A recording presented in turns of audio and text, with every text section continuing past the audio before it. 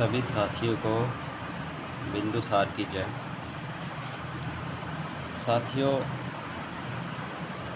जब कोई आपको कोई ताना मारता है या आप जो डिज़र्व करते हो उपाधि उससे सम्मानित नहीं करता है, आपको छोटा साबित करता है तो बुरा लगता है।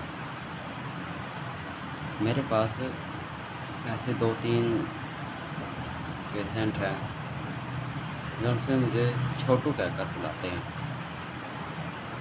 छोटू शब्द से मुझे अंदर बुरा महसूस होता है, अपने आप को बहुत छोटा महसूस लगता है कि जैसे डॉक्टर होने का कोई फ़ायदा नहीं, जैसे गली में या घर में कोई छोटू कह देता है, ऐसे छोटू कहते हैं तो बुरा महसूस सा लगता है। ऐसे 2-3 हैं जो उनसे मुझे कहते तो अंदर गुस्सा सा आता है कि नहीं, ये मुझे गलत कह रहे हैं, इनको मैं पलट कर जवाब दूँ कि ऐसे नहीं, छोटू नहीं कहना चाहिए, मैं एक डॉक्टर हूँ और मेरा नाम नीरज है, आपको नीरज कहना चाहिए। खैर फिर अंदर सूक्ष्म ज्ञान आ जाता है, थोड़ा सादगी आ जाती है, साधना आ जाती है, गुस्से को कंट्रोल करता हूँ। फिर सोचता हूँ कोई बात नहीं, गाली तो नहीं दे रही, छोटू ही कह रहे हैं, बुरा तो नहीं है, आखिर उनकी नज़रों में मैं छोटू हूँ तो कोई बात नहीं, चलो। तो मन को समझाना पड़ता है, मगर पहले दफ़ा गुस्सा ज़रूर आता है। और जो शून्य का निचोड़ करना चाहते हैं उनको ज़रा सा भी गुस्सा नहीं आना चाहिए। ऐसे ही मेरी दुकान पर एक अंकल जाते हैं जो बिरादरी से सरदार हैं।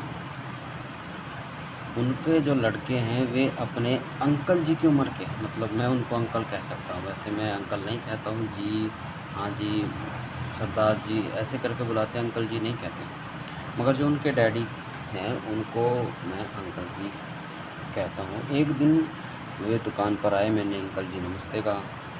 वे जैसे मैं छोटू कहने से बुरा मान गया, वे भी अंकल जी कहने से बुरा मान गए, क्योंकि सरदार में होता है, सरदार को जो बड़े बुजुर्ग होते हैं उनको बापू जी बुलाते हैं, बापू जी ऐसे, या दादाजी कह लो। तो मैंने उनको अंकल जी कहा। वैसे तो यूपी उत्तर प्रदेश में हम सभी को ताया जी, ताऊ जी, दादा ऐसे ही बुलाते हैं, मगर यहाँ इस शहर में सभी को बड़ा हो छोटा हो, डैडी से बड़ा हो छोटा हो, दादा की उम्र का हो, तो सभी को हम अंकल जी ही बुलाते हैं। और ये भी एक दिन गुस्सा हो गए, उन्होंने तो कहा भी मुझे कि अंकल नहीं हूँ मैं, अंकल तो आपका घर है।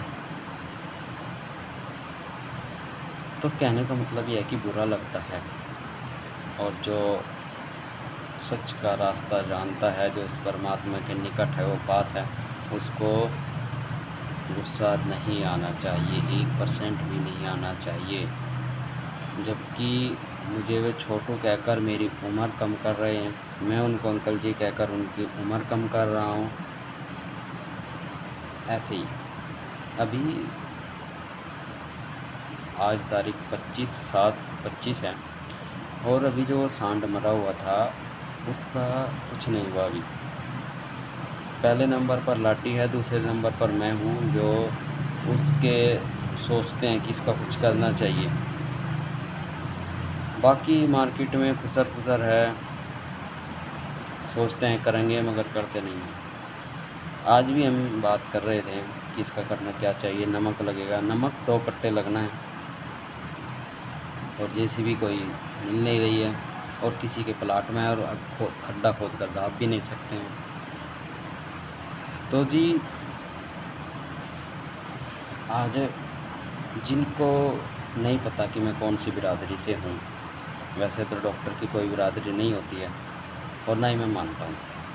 तो आज जैसे बात कर रहे तो एक आदमी ने कहा कि किसी चमार को बुलाना पड़ेगा, इसको उठा कर लेकर जाएगा।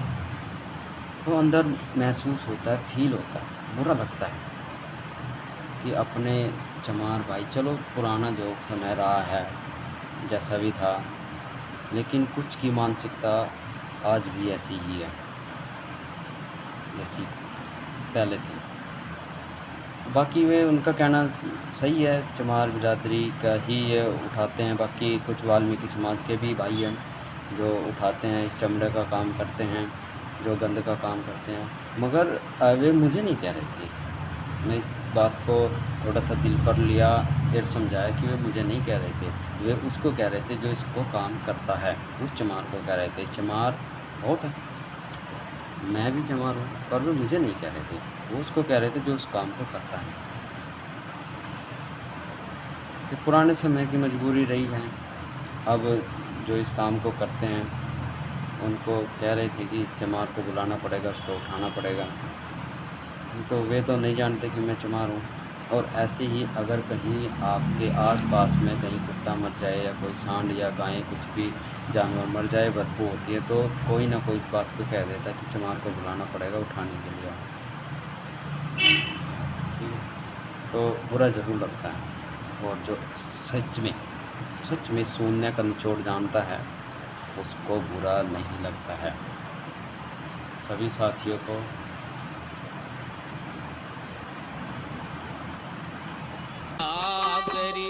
मुसाफिर जाते सोना ठीक नहीं, देह में